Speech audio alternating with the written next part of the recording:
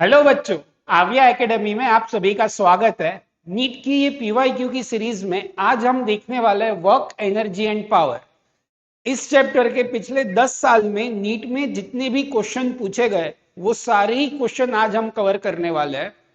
और आपको साथ में क्या करना है, आपको भी साथ में वीडियो पॉज करते हुए सारे ही क्वेश्चन सॉल्व करने की कोशिश करनी है, जिसकी वजह से आपको कॉन्फिडेंस बढ़ेगा। अगर कोई क्वेश्चन आपसे नहीं हो रहा तो उसका सोल्यूशन यहां से आप देख लेना। इसी तरीके से आपको तैयारी करनी है। ऐसे ही अगर करते रहोगे तो नीट में आपके बहुत ही अच्छे मार्क्स आने वाले हैं। तो अब हम स्टार्ट करते हैं फर्स्ट क्वेश्चन। फर्स्ट क्वेश्चन देखो बेटा, an object moving along a horizontal X direction with kinetic energy 10 joule. हमें काइनेटिक एनर्जी जो दी गई है वो कितनी है, 10 joule. Initial kinetic energy of an object is 10 joule. It is displaced through X is equal to, displacement हमें दिया है 3 i कैप, एंड फोर्स जो हमने लगाया है force is -2i cap plus 3j cap. The kinetic energy of object at the end of the displacement, तो हमें last final kinetic energy कितनी होगी वो निकालनी है। अब हमें पता है work done is equal to change in kinetic energy.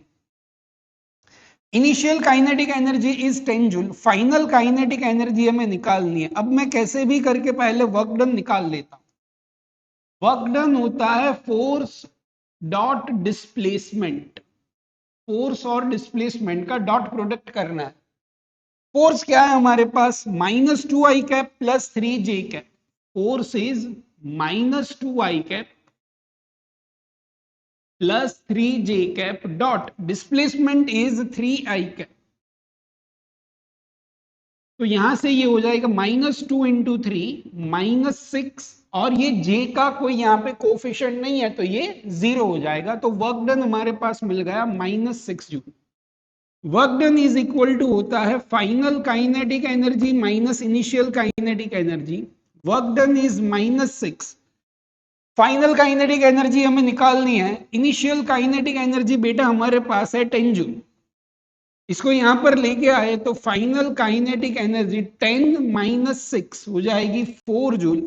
तो हमारे पास फाइनल काइनेटिक एनर्जी का आंसर मिल जाएगा 4 जूल।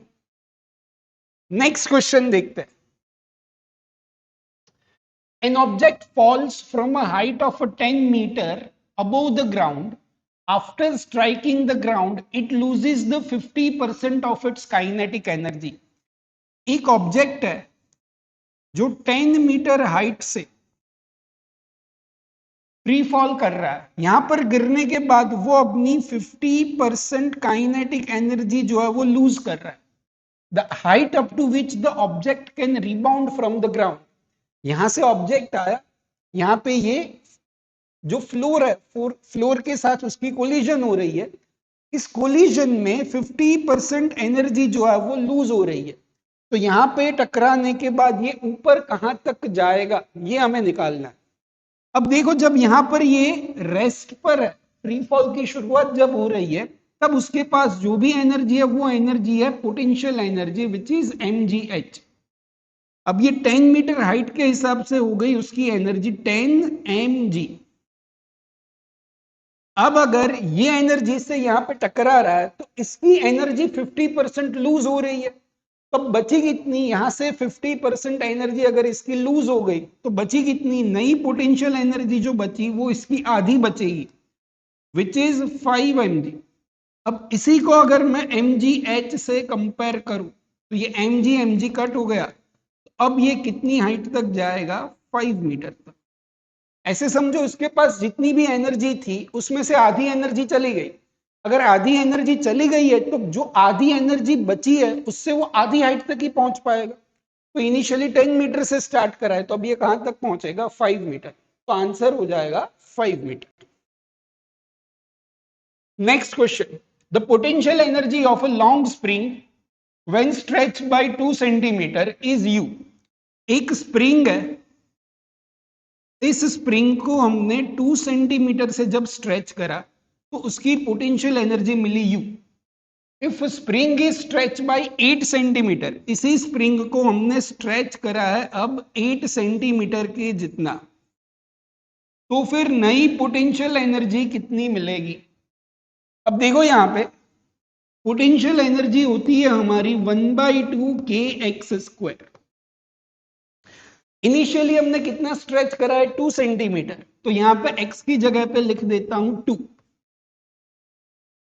तो ये हो जाएगा 2 का स्क्वायर 4, 4 डिवाइड बाई 2, 2k। तो ये पुरानी पोटेंशियल एनर्जी हमें कितनी मिली 2k के जितनी। अब हमने कितना स्ट्रेच करा है, अब हम स्ट्रेच कर रहे 8 सेंटीमीटर। नई potential energy, new potential energy will be 1/2 के 8 का स्क्वायर, 8 सेंटीमीटर का स्क्वायर। अब ये कितना हो गया 8 स्क्वायर 64 डिवाइड बाई 2 32 के। अब इनको डिवाइड कर दो, नई पोटेंशियल एनर्जी डिवाइड बाई पुरानी पोटेंशियल एनर्जी। नई पोटेंशियल एनर्जी इज 32 के, जो पुरानी है वो है 2k, k से k कैंसिल, यहां से ये 16, तो नई पोटेंशियल एनर्जी हो जाएगी 16 इंटू यू। तो करेक्ट आंसर हो जाएगा आपका 16u। आगे बढ़ते, at any instant of time the displacement of particle is given as this। displacement हमें दिया है 2t minus 1। चलो आगे देखते हैं, under the influence of a force 5 newton. Force की वैल्यू हमें कितनी दी है बेटा 5 newton. The value of instantaneous power, instantaneous power की फॉर्मूला क्या होती है? इंस्टेंटेनियस पावर होता है P equal to F dot V. अब हमें फोर्स तो पता है 5 न्यूटन, वेलोसिटी नहीं पता। अब वेलोसिटी कैसे निकालें, हमें तो निकालना है इंस्टेंटेनियस पावर कितना होगा। अब यहां से पता चल जाएगा, डिस्प्लेसमेंट है मेरे पास, पोजीशन की इक्वेशन है, वेलोसिटी मिल जाएगी पोजीशन का एक बार डिफरेंशिएशन करने पर। इसका डिफरेंशिएशन करना है तो सबसे पहले 2t का डिफरेंशिएशन हो जाएगा 2, 1 का डिफरेंशिएशन हो जाएगा 0, तो 1 का तो कोई डिफरेंशिएशन लिखने की जरूरत नहीं है। अब लिखो पावर जो है वो एफ डॉट वी, फोर्स जो है वो है 5, वेलोसिटी जो है वो है 2, तो पावर हो जाएगा 10 वॉट। तो पावर कितना हो जाएगा 10 वॉट, तो हमारा आंसर जो है वो 10 वॉट मिलना चाहिए। बहुत ही सिंपल सवाल, आसान सवाल। आप तो क्या करो, मैं बता रहा हूं आपको, ये चीजें बस आपको ध्यान में रखनी है। जैसे ये आपको दिखा इंस्टेंटेनियस पावर की ये फॉर्मूला होती है, तो आप अपनी शॉर्ट नोट जो भी है उसमें ये फॉर्मूलाज ऐड करते जाओ। इससे फायदा ये होगा कि जब नीट की एग्जाम है उसके अगले दिन आपको जो फॉर्मूला रिवाइज करना है वो रिवाइज करने में आपको हेल्प मिल जाएगी। तो आपको कुछ नहीं करना, ये जैसे इतने मतलब इस तरीके के जितने भी फॉर्मूलाज ये पूरे ही लेक्चर में आ रहे हैं, वो पूरी लेक्चर में जितने भी इतने फॉर्मूला बन रहे हैं उन्हीं को बस आपको अच्छे से शॉर्ट नोट में लिखना है। और इसमें से कोई अच्छा क्वेश्चन दिख जाए, मैं बता दूंगा आपको कौन से क्वेश्चंस कॉन्सेप्चुअल है और अच्छे हैं, बस उनको भी शॉर्ट नोट में साथ में लिखते जाना है। चलो आगे बढ़ते। Bullet of mass small M, एक बुलेट है हमारे पास जिसका मास कितना है स्मॉल एम के जितना, hits a block of mass capital M elastically. ये हमारे लिए इंपॉर्टेंट चीज है। यहां पर एक ब्लॉक है, ब्लॉक का मास m है, और इन दोनों के बीच में जो भी कोलिजन हो रही है वो कैसी हो रही है, इलास्टिक कोलिजन हो रही है। The transfer of energy is maximum, इन दोनों के बीच में एनर्जी का जो ट्रांसफर हो रही है वो मैक्सिमम कब हो सकती है? अब इसमें मैं मान के चल रहा हूं कि ये जो हमारी बुलेट है, ये बुलेट की इनिशियल वेलोसिटी मैं u मान के चल रहा हूं। ये ब्लॉक जो है वो इनिशियली रेस्ट पे होना चाहिए, आफ्टर कोलिजन ऐसा कुछ होना चाहिए कि ये बुलेट और ब्लॉक दोनों ही कुछ मूव कर रहे होंगे। अब ये इनिशियली रेस्ट पे है, अब कोलिजन के बाद अगर ये मूव कर रहा है, कैपिटल एम का ब्लॉक जो है वो मूव अगर कर रहा है तो इसके पास कुछ ना कुछ एनर्जी आई। अब वो एनर्जी कहां से मिली होगी, ये बुलेट ने ही कुछ ना कुछ एनर्जी ट्रांसफर करी होगी। वो बुलेट ब्लॉक को मैक्सिमम एनर्जी कब ट्रांसफर करेगी वो हमें निकालना है।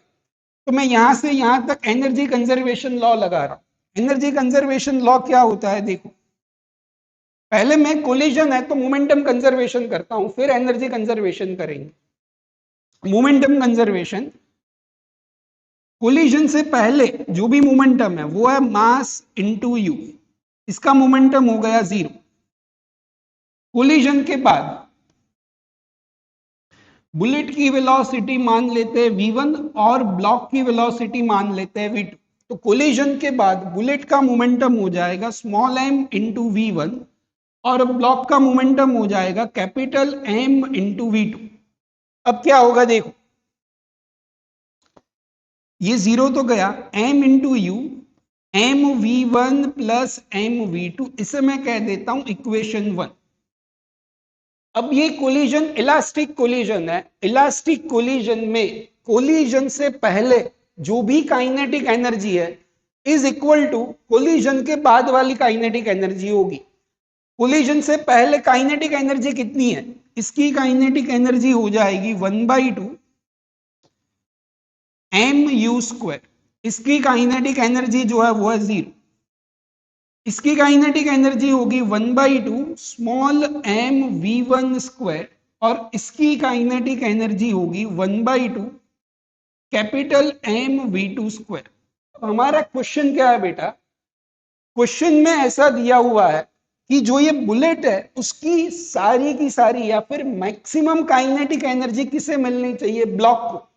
मतलब ये बुलेट की जो भी काइनेटिक एनर्जी या टोटल एनर्जी है वो सारी की सारी या फिर मैक्सिमम मुझे इसमें ट्रांसफर करनी है, इसमें मतलब इस ब्लॉक में। अब मैक्सिमम तभी ट्रांसफर हो सकती है जब यहां पे एनर्जी कितनी जाए, 0। इसकी सारी एनर्जी अगर इसे मिल जाए, ऐसा अगर मैं कुछ कर पाऊं तो वो मैक्सिमम ट्रांसफर पॉसिबल हो सकता है। अगर इसमें कुछ जा रही है तो यहां पे मैक्सिमम पॉसिबल नहीं हो सकता। तो बुलेट की मैक्सिमम एनर्जी ब्लॉक को अगर ट्रांसफर करनी है तो हमारे पास एक ही कंडीशन है। वो कंडीशन क्या है, यहां पे एनर्जी कितनी जानी चाहिए, 0। ये 0 तभी हो सकती है जब v1 क्या हो जाए, 0। अगर v1 0 हो गया तो मैक्सिमम एनर्जी ट्रांसफर पॉसिबल हो सकती है।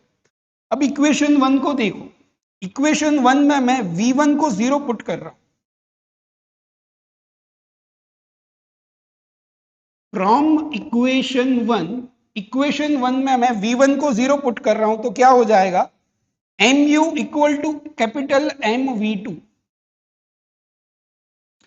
mu equal to capital M v2, ये हो गई आपकी इक्वेशन 2। अब इसको मैं यूज कर रहा हूं यहां पर, ये तो एनर्जी 0 हो गई। इन दोनों को अब मैं कंपेयर कर रहा हूं, half M U square equal to 1/2 M v2 square,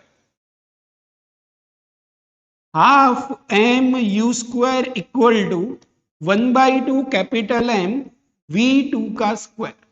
यहां से देखो बच्चों, v2 की जगह पे क्या लिख सकता हूं, v2 is M U upon capital M. v2 की जगह पे क्या लिख सकता हूं, M U divide by capital M. यहां से 1/2 cancel, M U square is equal to capital M v2 का square, M square U square divide by capital M square. U square cancel, small M cancel, capital M cancel. एक capital M यहां पे आएगा, यहां पे एक small M बचा। तो small M equal to capital M जब होता है तब एनर्जी जो है वो मैक्सिमम ट्रांसफर होती है। तो हमारा आंसर हो जाएगा small M is equal to capital M. इसको एज ए थ्योरी भी याद कर सकते हो। मेरे पास जितने भी बच्चे पढ़े उनको मैंने ये पूरा स्टेटमेंट लिखवाया, उनको पता होगा कि मैक्सिमम एनर्जी ट्रांसफर कब होती है, जब small M and capital M same हो जाए। आप भी एज ए शॉर्ट नोट या फिर एज ए शॉर्ट ट्रिक इसे याद कर सकते हैं।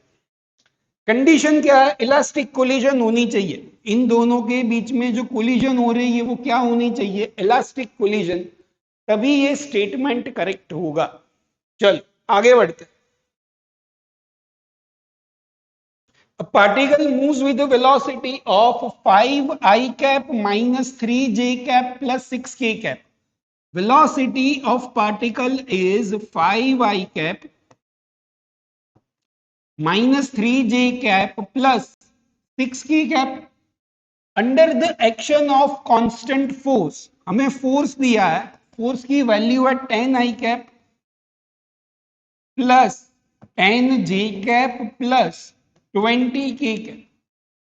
The instantaneous power supplied to the particle. हमें क्या निकालना है? Instantaneous power. मैंने 2 क्वेश्चन पहले ही आपको बताया था कि इसकी फॉर्मूला अपनी शॉर्ट नोट में लिख लेना. देखो तुरंत फायदा हुआ आपको. इंस्टेंटेनियस पावर P होता है F dot V. Force is 10 I cap plus 10 J cap plus 20 K cap. Velocity is 5 I cap minus 3 J cap plus 6 K cap. अब इनको आपको सॉल्व करना है. क्या होता है? आई कैप डॉट आई कैप 1 होता है, तो इनको मल्टीप्लाई कर दो. 10 इंटू 5 50. जे डॉट जे 1 होता है 10 इंटू माइनस 3 माइनस 30. 20 इंटू 6 120. तो ये क्या हो जाएगा? 120 50 170. 170 माइनस 30. बहुत ही सिंपल सवाल, आसान सवाल, 4 में से 4 नंबर देके जाने वाला सवाल. बहुत ही सिंपल है, बस आपको फॉर्मूला याद होना चाहिए, डॉट प्रोडक्ट करना आना चाहिए. तुरंत विद इन 30 से 40 सेकेंड में आपको आंसर मिल सकता है. चलो next question. Electric lift with maximum load of 2000 kg lift plus passenger. एक लिफ्ट है, ये लिफ्ट प्लस पैसेंजर का मैक्सिमम लोड कैपेसिटी कितनी है? 2000 kg. Is moving with constant speed of 1.5 metre per second. Moving up. ये लिफ्ट जो है वो ऊपर जा रही है with speed of 1.5 metre per second. The frictional force opposing the motion. अगर ये ऊपर जा रही है तो फ्रिक्शनल फोर्स कौन सी डायरेक्शन में लगेगा? Lift is moving in an upward direction, so frictional force will act in a downward direction. हमें क्या निकालना है? The minimum power delivered by motor to lift in what?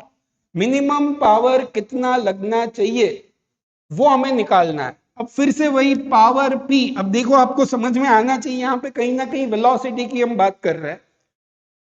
ये 2000 kg जो है वो मैक्सिमम लोड कैपेसिटी है, तो इनका फोर्स जो लगेगा वो 20,000 न्यूटन लगना चाहिए. फ्रिक्शनल फोर्स जो है वो है 3000 न्यूटन. अब देखो ये ग्रेविटी की वजह से 20,000 फोर्स, फ्रिक्शनल फोर्स 3000, तो टोटल डाउनवर्ड फोर्स कितना हो गया? टोटल डाउनवर्ड फोर्स हो जाएगा 20,000 प्लस 3000 23,000 न्यूटन फोर्स. इसकी स्पीड जो है वो है 1.5. तो पावर होता है फोर्स डॉट वेलोसिटी. फोर्स कितना लगा? 23,000 और वेलोसिटी इज 1.5. तो इसको अगर कैलकुलेट करोगे तो ये अप्रोक्सीमेट कितना आना चाहिए? 23,000 इंटू 1.5 34,500 है ना. 34,000 इंटू 500 वॉट. 34 था, सही है. Option C 34,500. फिर से देखो, मतलब इसी क्वेश्चन में मैं वही रिपीट कर रहा हूं. जब फोर्स एंड वेलोसिटी है तो एक ही पावर का फॉर्मूला है, instantaneous power is F dot V. So you have to use this kind of formulas. These are very basic and simple formulas. बस आपको इसको शॉर्ट नोट में लिख के रखना है, जिसकी वजह से एग्जाम में आपको सारी चीजें अपने आप सीधी क्लिक कर जाए. ठीक है, चलो. The energy that will ideally radiated by 100 kilowatt transmitter in 1 hour. क्या दिया हुआ है? पावर हमें दिया हुआ है, पावर इज 100 किलोवाट. टाइम दिया है, टाइम इज 1 आवर. सिंपल से सिंपल, बहुत ही आसान सा सवाल है। Power is equal to work done या फिर energy divide by time. Work done होता है पावर इनटू टाइम। पावर कितना है हमारा 100 किलोवाट। किलो को किस में कन्वर्ट करोगे, किलोवाट को कन्वर्ट करेंगे वॉट में, तो आएगा 10 power 3 into time 1 hour. 1 hour is equal to 3600 seconds. तो ये हो जाएगा 36 इंटू ये 20, ये 20, 4 और 3 7, 36 into 10 power 7 watt into hour. तो ये 3.6 कर सकते हैं, 3.6 into 10 power 8 watt into hour. यहाँ पे 36 ही है, तो आपको इसमें कुछ नहीं करना, बस सिंपल सी फॉर्मूला जो है वो फॉर्मूला पुट करनी है और कैलकुलेशन करनी है। चल next question. Watt into hour को हम जूल कह सकते हैं, इसलिए इसमें जूल में answer. The distance covered by a body of mass 5 gram having linear momentum. हमें दिया है मास इज 5 ग्राम, इसको किस में कन्वर्ट करेंगे, केजी में। तो ये हो जाएगा 5 इंटू 10 पावर -3 केजी। और हमें दिया है मोमेंटम इज 0.3, मोमेंटम है हमारा 0.3 KG metre per second. Momentum की फॉर्मूला होती है बेटा मास इंटू वेलोसिटी। मोमेंटम दिया है 0.3, mass is 5 gram which is 5 into 10 power -3 KG into velocity. तो यहां से वेलोसिटी हो जाएगी 0.3 डिवाइड बाय 5 इंटू 10 पावर 3। इसको कैलकुलेट करो, 0.3 इंटू 1000 कितना हो जाएगा 300 divide by 5 which is 60 metre per second. तो velocity of this particle, velocity of this body is 60 metre per second. हमें तो क्या निकालना है, डिस्टेंस कवर्ड निकालना है। तो वेलोसिटी होती है distance divide by time. Velocity is 60, time हमारे पास है 5 सेकेंड, टाइम इज 5 सेकेंड। तो डिस्टेंस हो जाएगा 60 इंटू 5 विच इज 300 मीटर। तो ये जो बॉडी है वो 5 सेकेंड में कितना डिस्टेंस कवर करेगी, 300 मीटर। चलो फिर से ये फॉर्मूला, ये जितने भी फॉर्मूला यहां पर मैं लिख रहा हूं वो सारे फॉर्मूला आपको एज ए शॉर्ट, चाहे आपको ये फॉर्मूला याद है या फिर याद नहीं है, पर एक बार इसे एज ए शॉर्ट नोट में लिखना जरूरी है। ऐसे ही क्वेश्चन नीट में आने वाला है बेटा, आपको बिल्कुल भी टेंशन लेने की कोई जरूरत नहीं है। अगर किसी को टेंशन हो रहा है कि ये सर मुझे फिजिक्स टफ लग रहा है, फिजिक्स में मुझे प्रॉब्लम हो रही है, आपको बिल्कुल भी टेंशन लेने की जरूरत नहीं है। मैं नीट की एग्जाम तक आपके साथ ही हूं।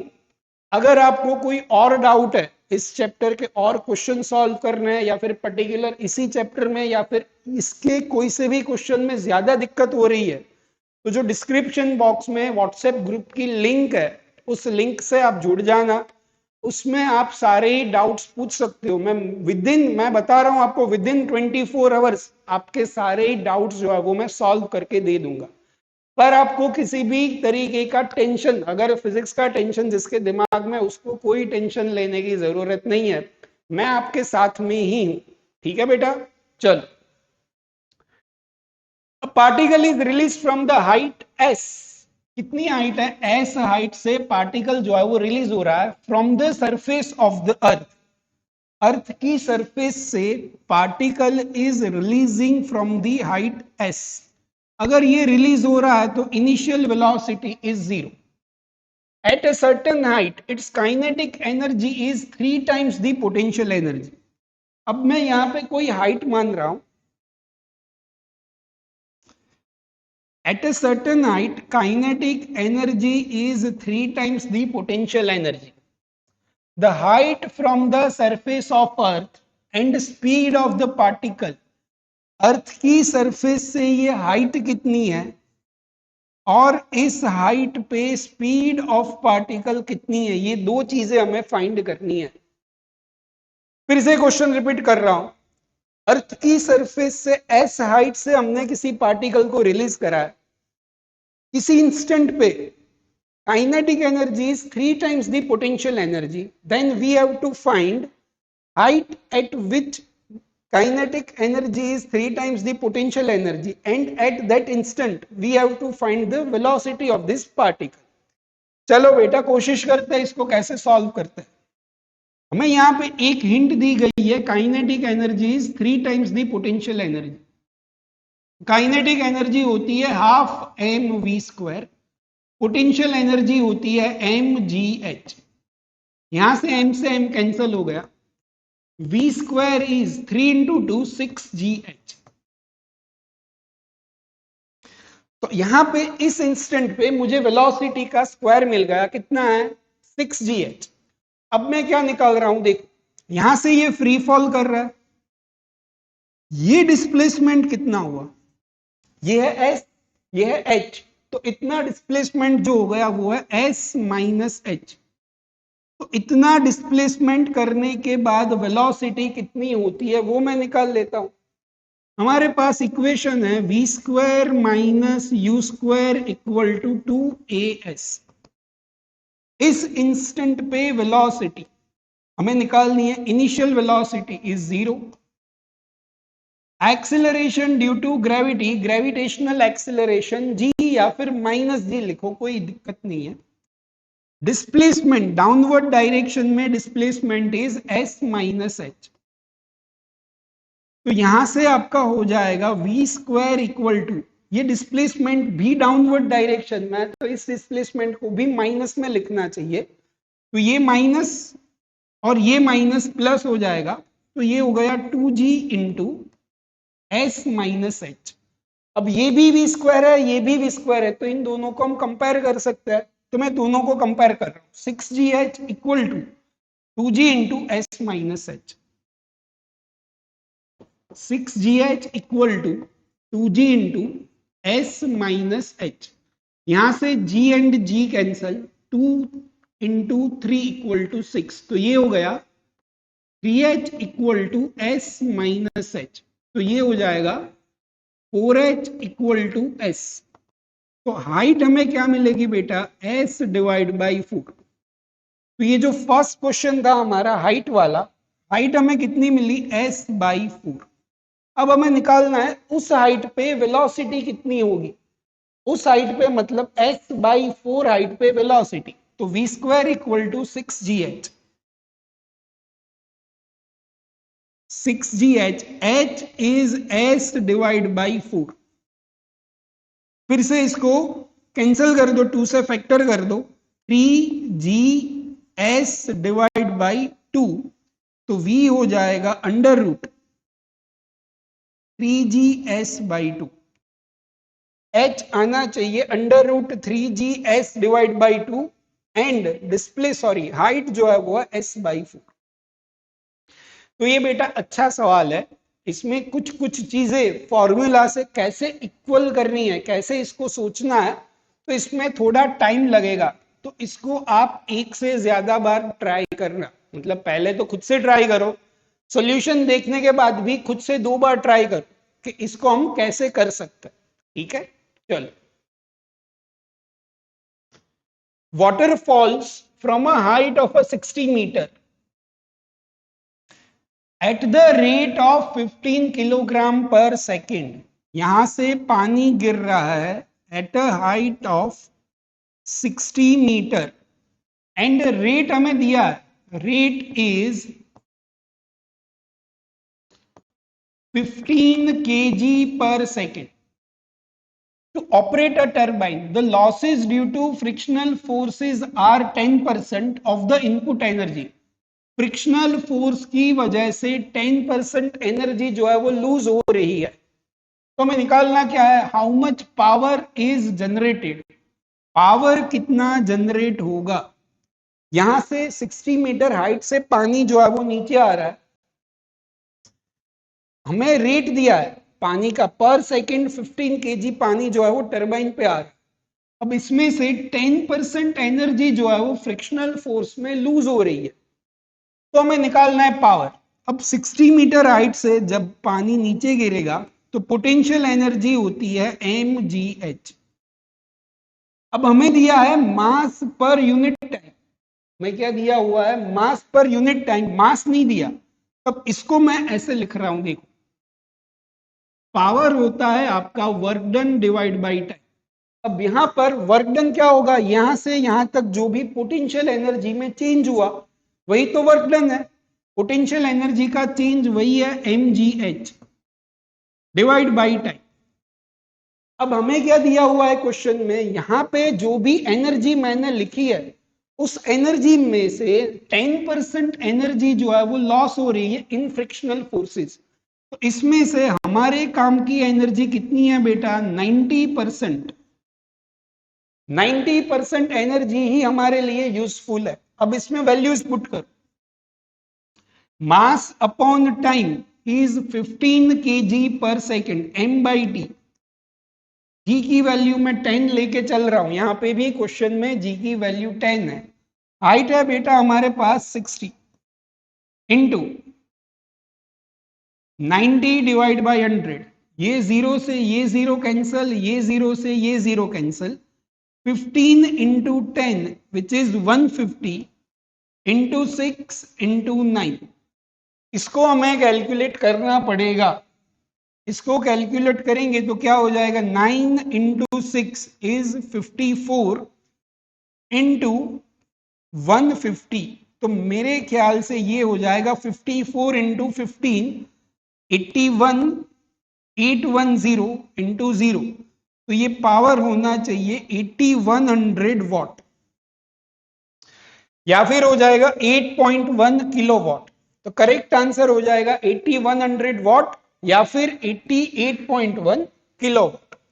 देखो मोस्टली अभी तक हमने जितने भी क्वेश्चन 11 क्वेश्चन करे हैं, मुझे जितना याद है 11 में से कम 4 या 5 क्वेश्चन कहां से आए, पावर से आए। डायरेक्टली इनडायरेक्टली कहीं ना कहीं पावर पे क्वेश्चन अभी तक ज्यादा पूछे गए। अभी तक हमने कहां तक के करे, 2021 तक के क्वेश्चन सॉल्व करे, 2024 23 22 21। इसमें मोस्टली क्वेश्चन कहां से आया बेटा, पावर से आया। तो ऐसा एनालिसिस भी आप साथ में करते जाना। तो इसमें से पावर का क्वेश्चन पूछे जाने की प्रोबेबिलिटी सबसे हाई है। तो पावर पे आप अच्छे से प्रैक्टिस कर लेना। अगर पावर में कहीं ना कहीं आपको कंफ्यूजन है तो बेटा आप बिना कुछ सोचे व्हाट्सएप पे आप मैसेज कर दो, मैं आपको अच्छे से पावर का कॉन्सेप्ट भी बता दूंगा और अच्छे से उस पे क्वेश्चंस भी आपको प्रैक्टिस के लिए दूंगा, जिससे आपका कॉन्फिडेंस बढ़ जाए। चलो, body of mass 4m, body का मास जो है वो है 4m which is moving with speed u collides with another body b of mass 2m. Body A has mass 4m, is moving with speed u and it is colliding with another body of mass 2m which is at rest. The collision is head-on and elastic in nature. After the collision, the fraction of energy lost by body A. इन दोनों के बीच में collision हो रही है, तो क्या होगा, collision की वजह से इसकी एनर्जी कुछ ना कुछ इसे मिलेगी। तो इसमें कितना एनर्जी का लॉस हो रहा है वो हमें निकालना है। Fraction of energy lost by colliding body A. Body A ने कितनी एनर्जी लॉस करी है वो हमें निकालना है। अब देखो इनिशियल वेलोसिटी इसकी कितनी है, फर्स्ट जो हमारी बॉडी है उसकी इनिशियल एनर्जी इज 1/2 mv²। तो कितनी हो गई, ये 2 से 2 कट गया, 2mu²। Initial kinetic energy is 2mu²। अब मैं इसकी फाइनल काइनेटिक एनर्जी निकाल रहा हूं। फाइनल काइनेटिक एनर्जी निकालने के लिए फाइनल वेलोसिटी पता होनी चाहिए। फाइनल वेलोसिटी, इन दोनों के बीच में कैसे कोलिजन हो रही है, collision is elastic in nature. जब भी इलास्टिक कोलिजन होती है तब कोलिजन के बाद की वेलोसिटी का फॉर्मूला होता है m1 minus m2 into u1 plus 2m2 u2 divide by m1 plus m2। अब u2 इसमें क्या दिया है, u2 मतलब सेकेंड ऑब्जेक्ट की कोलिजन के पहले की वेलोसिटी जो है 0, तो ये टर्म तो अपना हो गया 0। अब इसमें वैल्यूज पुट करता है m1 minus m2 4m minus 2m which is 2m into u1 initial velocity is u divided by m1 plus m2 which is 6m। तो ये हो जाएगा हमारा u by 3, मतलब फर्स्ट पार्टिकल की कोलिजन के बाद वाली वेलोसिटी कितनी मिली, u by 3। तो उसकी काइनेटिक एनर्जी देखते हैं। काइनेटिक एनर्जी हो जाएगी, final kinetic energy is 1/2 mv square. v square is u by 3 का स्क्वायर। यहां पे वैल्यूज पुट करते हैं 4m into you square divide by 3 square 9 into 2 is 18। तो ये हो जाएगा 2/9 mu square. Final kinetic energy is 2 mu square by 9। अब देखते हैं फ्रैक्शन ऑफ काइनेटिक एनर्जी। देखो बेटा, हमें फ्रैक्शन ऑफ काइनेटिक एनर्जी कितनी लॉस हो रही है वो निकालनी है।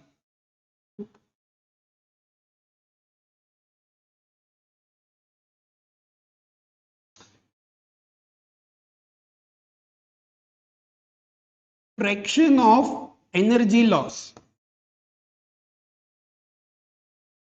ये होता है बेटा final kinetic energy minus initial kinetic energy upon initial kinetic energy. देखो यहां पे final kinetic energy is 2 mu square by 9, initial kinetic energy is 2 mu square. Final kinetic energy is 2 mu square by 9, initial kinetic energy is 2 mu square divide by initial kinetic energy is 2 mu square. इसमें से देखो 2 mu square ऊपर से common, नीचे से 2 mu square cancel, तो क्या बचा, यहां पे बचा 1/9 माइनस 1 अपॉन 1। तो ये हो जाएगा 1 माइनस 9, ये हो जाएगा 8/9। नेगेटिव में आया, नेगेटिव का मतलब है एनर्जी लूज हो रही है, और ये कितने फ्रैक्शन में, 8/9। तो करेक्ट आंसर होगा आपका 8/9। 8/9 fraction of energy is lost by colliding body due to collision, और ये फर्स्ट ऑब्जेक्ट की इतनी एनर्जी लॉस होगी। चलो आगे बढ़ते। A force F is equal to 20 plus 10y। Force हमें दिया है 20 plus 10y X on a particle y direction where F is in Newton and y is in meter. Work done by this force to move the particle from y equal to 0 to y equal to 1. y equal to 0 metre से लेकर 1 metre में work done कितना होगा। अब देखो बेटा, this force is variable force. अब ये कैसे पता चला, ये फोर्स जो है वो y पे डिपेंड कर रहा है, जैसे जैसे y चेंज होगा वैसे वैसे ये फोर्स भी चेंज हो रहा है। तो this force is a variable force, and we know the work done formula for the variable force is integration f dot dy। हमारे पास फोर्स है, force is 20 plus 10y dy, और y कहां से कहां चेंज हो रहा है, 0 से 1, so we have to put the limit from 0 to 1। अब इसको हम इंटीग्रेट करते हैं। इंटीग्रेशन सबको अच्छे से आना चाहिए। ये 20 है, 20 का इंटीग्रेशन हो जाएगा 20 इंटू वाई प्लस ये 10y, y की पावर यहां पे कितनी है 1, इसको इंटीग्रेट करोगे तो 10y square divide by 2।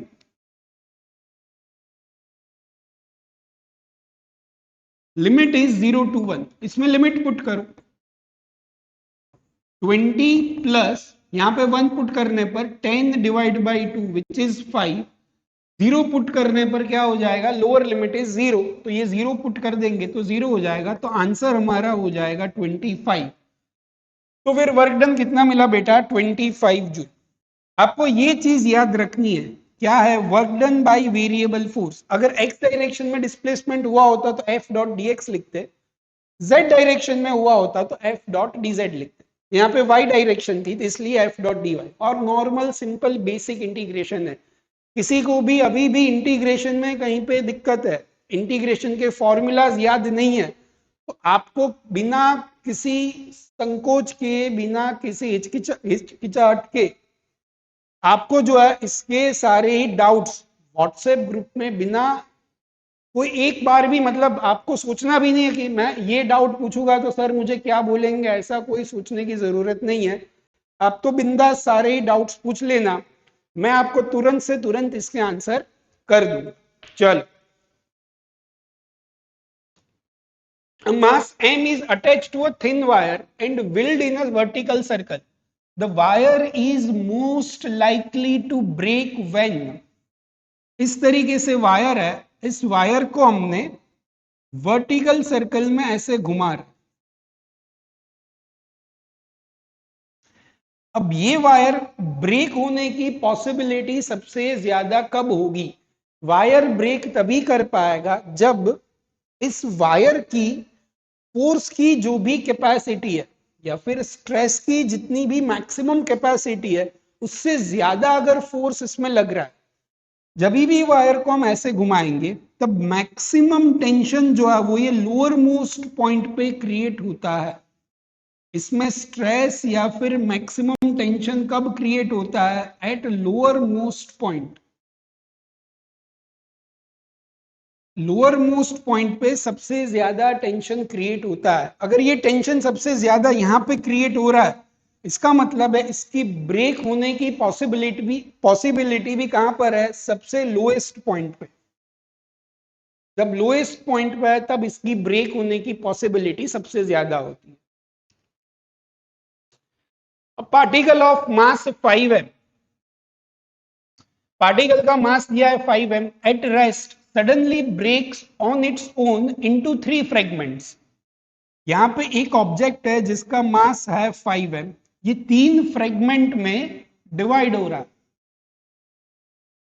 2 fragment क्या क्या हो रहा है? 2 fragments of mass m, each move along the mutually perpendicular direction.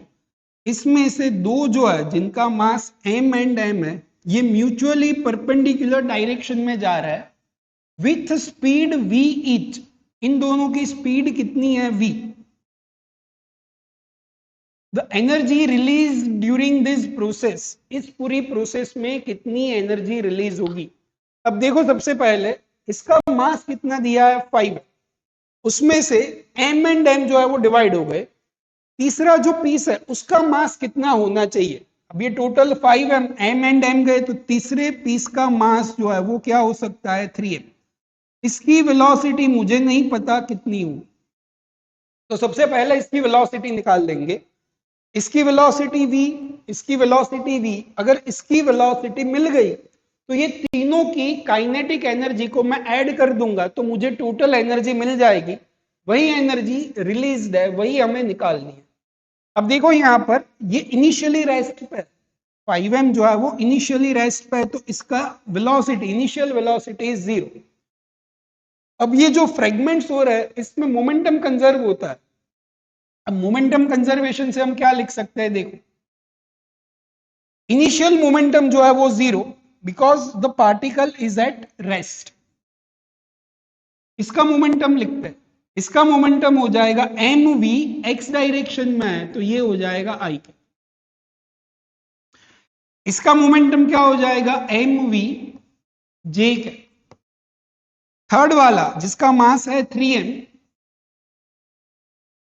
इसका वेलोसिटी हम निकाल लेंगे। ये मास मास मास कॉमन निकलकर कैंसिल हो गए, ये यहां पे आ गया minus V I cap minus we J cap equal to 3v। तो तीसरे पीस इसकी वेलोसिटी जो मिल जाएगी वो होगी minus V I cap minus we J cap divide by 3। ये वेक्टर फॉर्म में मिला, इसका मैग्नीट्यूड निकाल लेते हैं। मैग्नीट्यूड हो जाएगा ये 3 तो एज इट इज, इसका मैग्नीट्यूड क्या हो जाएगा, under root V square plus under root V square, ये हो जाएगा √2v। अब काइनेटिक एनर्जी की बात करते हैं। काइनेटिक एनर्जी देखो, कोलिजन सॉरी, यहां से ये एक्सप्लोजन होने के बाद वाली फाइनल काइनेटिक एनर्जी, इसकी kinetic energy half M V square, इसकी भी हाफ एम वी स्क्वायर, इसकी 1/2 3m इंटू इस वेलोसिटी का स्क्वायर, तो हमारे पास मिलेगी half M V square plus 1/2 M V square plus 1/2 3m into √2v divide by 3, √2v divide by 3 का स्क्वायर। यहां से क्या हो जाएगा, mv² M V square by two is mv square plus 2v square into 3m divide by 6, 3 2 जा 2 से 2 cancel, तो क्या हो गया mv square plus mv square, तो ये आएगा आंसर 2mv स्क्वायर। तो ये फाइनल काइनेटिक एनर्जी हमारी कितनी मिली, 2mv स्क्वायर। इसमें एक बार कैलकुलेशन देख लेते हैं, शायद कहीं पे गलती ना हो। ये √2v divide by 3, √2v divide by 3, अच्छा यहां पर ये क्या हो जाएगा, देखो बेटा 3 का स्क्वायर करना पड़ेगा, 3 का स्क्वायर, इसको मैं फिर से कैलकुलेशन कर रहा हूं। ये हो गई mv स्क्वायर, ये mv स्क्वायर प्लस 3m/2,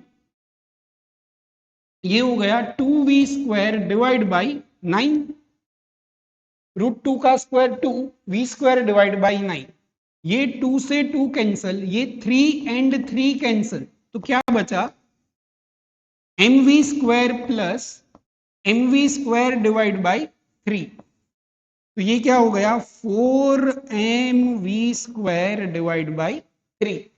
तो आंसर आना चाहिए 4mv square divide by 3, option D. Okay, छोटी सी कैलकुलेशन एरर होने के चांसेस होते ही है, तो आपको बस एग्जाम में उसका ध्यान रखना है कि हमसे कहीं ना कहीं माइनर, जो ये एडिशन सब्ट्रैक्शन मल्टीप्लिकेशन डिवीजन की माइनर एरर हम अवॉइड करें। ठीक है, चल। A moving block having a mass m colliding with another stationary block having mass 4m, एक स्टेशनरी ब्लॉक है जिसका मास 4m है, block of mass m is moving, और इसकी वेलोसिटी मैंने मान लिया u, ये स्टेशनरी है, इसकी वेलोसिटी हो गई 0। The lighter block comes to rest after the collision, इन दोनों के बीच में कोलिजन के बाद जो लाइटर ब्लॉक है m मास का, उसकी वेलोसिटी कितनी हो गई 0। When the initial velocity of the lighter block is v, then the value of coefficient of restitution निकालना है। हमें क्या निकालना है, coefficient of restitution. Coefficient of restitution की फॉर्मूला होती है v2 minus v1 upon u1 minus u2। v2 और v1 कोलिजन के बाद सेकेंड पार्टिकल की वेलोसिटी, फर्स्ट पार्टिकल की velocity, u1 u2 is collision से पहले दोनों की इनिशियल वेलोसिटी कितनी है। देखो यहां पर u2 तो हमें दिख रहा है 0, u2 is 0, u1 initial velocity मैंने u मानी है, तो u1 भी हो गया u के जितना। v1 इज 0, v1 जो है वो भी 0 है। अगर मैंने v2 कैसे भी करके निकाल लिया तो हम कोफिशिएंट ऑफ रेस्टिट्यूशन आसानी से निकाल पाएंगे। अब देखो यहां पे, इसके लिए मैं कर रहा हूं मोमेंटम कंजर्वेशन। फर्स्ट पार्टिकल तो रेस्ट पे आ गया कोलिजन के बाद, सेकेंड पार्टिकल का कोलिजन के बाद कितनी वेलोसिटी होगी वही निकालनी है। अब हमें ये पता है कोई सी भी कोलिजन हो, इलास्टिक कोलिजन हो, इनइलास्टिक कोलिजन हो, मोमेंटम ऑलवेज कंजर्व होता है। इनिशियल मोमेंटम इसका हो गया मास इनटू वेलोसिटी, इसका मोमेंटम 0। इसका कोलिजन के बाद वाला इसका मोमेंटम कितना है, 0, क्योंकि वेलोसिटी 0 है। इसका मोमेंटम होगा 4m इंटू v2, ये m से m कैंसिल, तो सेकेंड पार्टिकल का कोलिजन के बाद की वेलोसिटी होती है u/4, तो इसकी वेलोसिटी मिल गई u/4। अब वही वैल्यूज इसमें पुट कर दो, v2 रेडी है, v1 रेडी है, u1 रेडी है, u2 रेडी है, सब अगर रेडी है तो आंसर भी हमारा रेडी होना चाहिए। v2 is u/4, v1 is 0, u1 is u, u2 is 0, u से u कैंसल, 1/4, 1/4, 1/4 का मतलब है 0.25, तो करेक्ट आंसर कितना होगा बेटा, 0.25। देखो बेटा बहुत ही सिंपल, देखो यहां पे फिर से अभी जितने भी क्वेश्चन करे, लास्ट के 3-4 क्वेश्चन जितने भी करे वो मेनली कोलिजन से रिलेटेड थे, तो आपकी एनसीईआरटी में वर्क एनर्जी पावर के साथ में ही कोलिजन भी दिया हुआ है, इसलिए मैंने इसको साथ में ही इंक्लूड कर लिया। अब कोलिजन के भी जो भी क्वेश्चन है उसके भी उसमें कुछ नहीं करना होता बेटा। कोलिजन के क्वेश्चन में क्या होता है, अगर इलास्टिक कोलिजन है या फिर इनइलास्टिक कोलिजन है, मोमेंटम तो ऑलवेज कंजर्व रहता है, तो हम मोमेंटम कंजर्वेशन को यूज करते हुए आगे बढ़ते जाएंगे। ये भी लिख लो शॉर्ट नोट में, कोएफिशिएंट ऑफ रेस्टिट्यूशन का फॉर्मूला, ठीक है। चल, a body is initially at rest and along a frictionless track from a height h, यहां पे h हाइट पे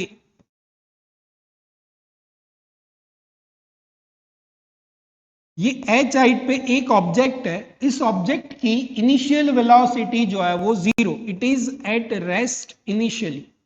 अब ये यहां से यहां नीचे आया, हमें क्या निकालना है, just completes a vertical circle. ये यहां से नीचे आ रहा है और यहां से एक वर्टिकल सर्कल जो है वो कंप्लीट कर रहा है।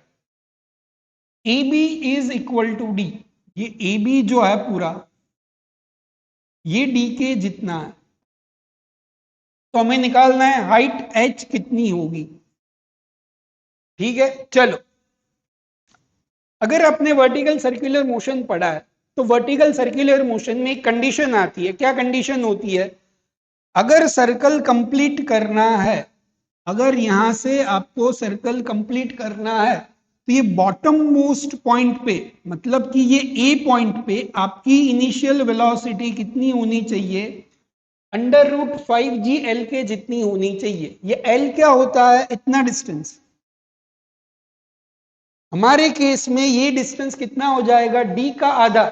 इसका मतलब है ए पॉइंट पे वेलोसिटी होनी चाहिए 5g l का मतलब है d का आधा। अब इन दोनों पॉइंट पे, ये पॉइंट ए और ये पॉइंट सी, इन दोनों के बीच में एनर्जी कंजर्वेशन यूज कर रहे हैं, mechanical energy conservation, kinetic energy at A, पहले सी पॉइंट की बात करते हैं, kinetic energy at C, potential energy at C. A point के लिए kinetic energy at A and potential energy at A. अब यही चीजें लिखनी है। अब ये रेस्ट पे है तो इनिशियल काइनेटिक एनर्जी इज 0, इसको मैं रेफरेंस लाइन मान के चल रहा हूं, तो ये जो रेफरेंस लाइन से h हाइट पे है तो पोटेंशियल एनर्जी हो जाएगी mgh, potential energy is mgh। A point की जब बात कर रहे हैं, ए पॉइंट पे वेलोसिटी इज √5g/2, तो यहां पे काइनेटिक एनर्जी हो जाएगी 1/2 mv², v² is 5g/2, 5g/2, और ये अब रेफरेंस पॉइंट पर ही है तो पोटेंशियल एनर्जी इज 0। इसको सिंप्लीफाई करते हैं, मास से मास कैंसल, g से g cancel, h is 5d/4, height कितनी होगी 5d/4, तो 5d/4 हाइट से अगर हम इसको रिलीज करेंगे तब जाके ये पूरा यहां से एक वर्टिकल सर्कल कंप्लीट करे। इसमें वर्टिकल सर्कुलर मोशन की बात है। इंपॉर्टेंट चीज क्या थी, इस वाले पॉइंट पे, सर्कल के बॉटम मोस्ट पॉइंट पे आपकी वेलोसिटी कंपलसरी कितनी होनी चाहिए, √5g के जितनी होनी चाहिए। एल जो था वो ये लेंथ थी, हमारे केस में वो हो जाएगी डी डिवाइड बाई 2। आगे बढ़ते,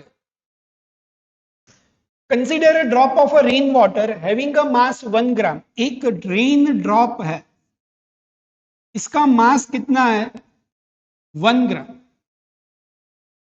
falling from a height of 1 kilometre. ये यहां से 1 किलोमीटर के हाइट से ये फ्री फॉल कर रहा है। It hits the ground with speed of 50। यहां पर जब ग्राउंड पर पहुंचे तब इसकी स्पीड कितनी है 50 मीटर पर सेकेंड। ये रेन ड्रॉप जब ग्राउंड पर पहुंचा, जमीन पर पहुंचा, तब उसकी स्पीड कितनी हो गई 50 मीटर पर सेकेंड। जी जो है वो कांस्टेंट है और उसकी value 10 metre per second square है। हमें निकालना है work done by gravitational force. Work done by gravitational force कितना, and work done by resistive force या फिर फ्रिक्शनल फोर्स बोल दो, दोनों ही वर्क डन कितना है वो निकालना है। अब देखो, work done by gravitational force, work done by gravitational force होता है mgh। ग्रेविटी का फोर्स हो गया mg और ये डिस्प्लेसमेंट ग्रेविटी की डायरेक्शन में, ग्रेविटेशनल फोर्स की डायरेक्शन में h के जितना। मास हमें दिया है, mass is 1 gram which is 10 power -3 kg। तो मास लिख दिया 10 power -3। G gravitational constant is 10। Height हमें कितनी दी है 1 किलोमीटर विच इज 1000 मीटर। ये 10 पावर -3 10 पावर +3 कैंसिल हो गए, क्या बचा 10। तो work done by gravity is 10 joule. तो फर्स्ट आंसर मिल गया, ग्रेविटी की वजह से कितना वर्क डन हुआ, तो वो हमारा आंसर हो गया 10 जूल। अच्छा एक ही ऑप्शन है, देखो बेटा इसमें आपका काम आसान हो गया। वर्क डन बाय ग्रेविटी बहुत ही सिंपल तरीके से निकल जाता है। तो ऐसी स्मार्टनेस आपको एग्जाम में यूज करनी पड़ेगी। जब एक ही ऑप्शन में 10 जूल दिया हुआ है तो दूसरा अभी वेरीफाई करने की जरूरत नहीं है, हम यहाँ पर वेरीफाई कर लेंगे। पर आपको अगर 100% कॉन्फिडेंस है कि ये आंसर मेरा करेक्ट है तो आप इसे मार्क कर सकते हो, कोई दिक्कत नहीं है। अब मैं निकाल रहा हूं work done by frictional force या फिर work done by resistive force. अब ये रेजिस्टिव फोर्स को निकालने के लिए देखो मैं वर्क एनर्जी थियरम को यूज कर रहा हूं। वर्क एनर्जी थियरम क्या था बेटा,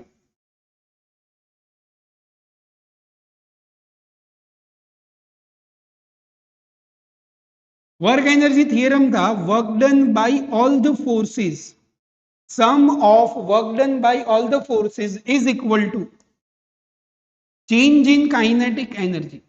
अब यहां पर कितने फोर्स है, वर्क डन बाय ग्रेविटी एक तो हो गया, plus work done by frictional force या फिर air resistance is equal to change in kinetic energy. Initial energy जो इनिशियल हमारी वेलोसिटी है वो zero, initial kinetic energy is zero, final velocity है वो है 50 metre per second.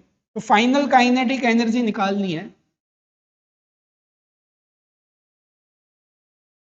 Final kinetic energy is half mv²। Mass जो है वो हमारा कितना है 10 gram, sorry 1 gram which is 10 power -3,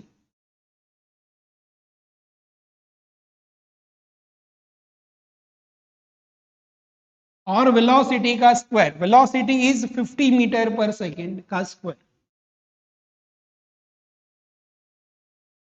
तो ये क्या हो जाएगा 50 का square 2500 into 10 power -3 divide by 2, ये हो जाएगा 1250 into 10 power -3 which is 1.25। Final kinetic energy is 1.25 joule. Now we are using the work energy theorem which is work done by gravity plus work done by resistive force is equal to change in kinetic energy। Gravity की वजह से work done था वो था 10 joule, frictional force या फिर air resistance का हमें निकालना है। Final kinetic energy is 1.25, initial kinetic energy is 0, work done by air resistance is 1.25 minus 10 which is minus 8.75 joule. देखो यहां पर -8.75, पर इसको एग्जाम में पूरा करने की जरूरत नहीं थी क्योंकि एक सॉल्व करने पर ही हमारा आंसर पता चल गया था, तो फालतू में दोनों को सॉल्व मत करो, बस एक पर आपको 100% कॉन्फिडेंस होना चाहिए, तो आपका काम हो जाए। A body of mass 1 kg begins to move under the action of time dependent force F is equal to, हमें फोर्स दिया है 2t I cap plus 3t square j cap, where I cap and j cap are unit vectors. ये force का vector है which is 2t I cap plus 3t square j cap. What power will be developed by the force? अब हमें power निकालना है, फिर से वही फोर्स दिया है और पावर निकालना है। इसके आगे भी हमने पावर के क्वेश्चन करे थे, क्या करा था, power is equal to F dot v, उसी को यूज करना है।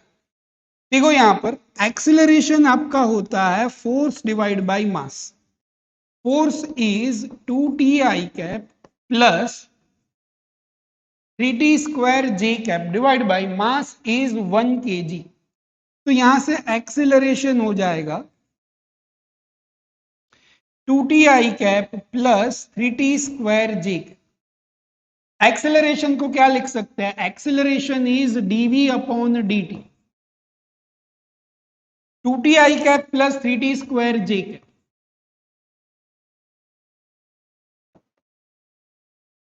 ये dt को मैं यहां पे लिख रहा हूं, तो ये dv हो जाएगा 2ti cap plus 3t square j cap dt।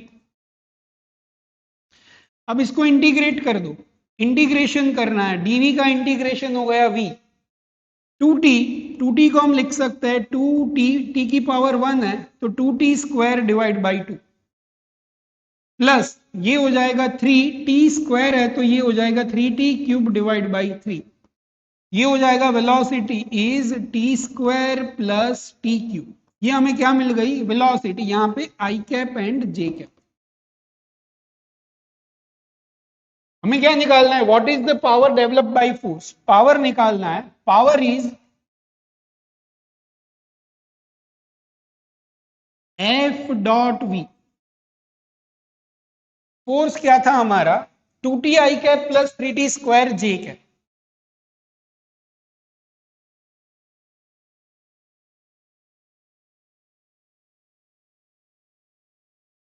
Velocity, velocity is t square i cap plus t cube j cap.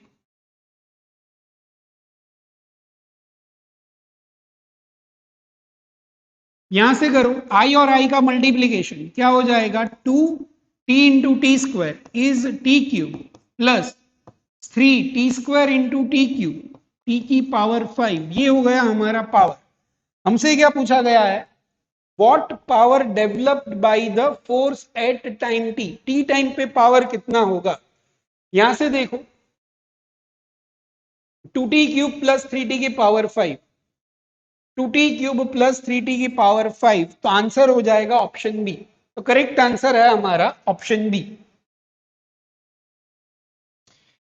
21st, what is the minimum velocity with which a body of mass m must enter a vertical loop of radius r so that it can complete a loop।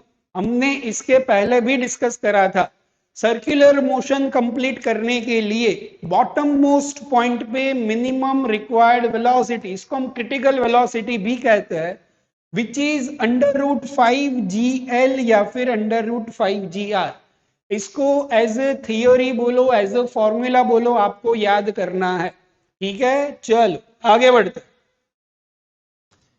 Bullet of mass 10 gram, bullet है जिसका मास है 10 ग्राम, 10 ग्राम का मतलब है 10 into 10 power minus 3 which is 10 power minus 2 kg, is moving horizontally with a velocity of 400 meter. Velocity of this bullet is 400 meter per second. Strikes a wood block of mass 2 kg. यहाँ पे एक wood block है जिसका मास है 2 kg, which is suspended by a light inextensible string of length 5 meter. इस wood block को हमने string से यहां पे रखा हुआ है Length of this string is 5 meter. As a result, the center of gravity of block found to rise a vertical distance of 10 centimeter. ये यहां से 10 सेंटीमीटर ऊपर जा रही.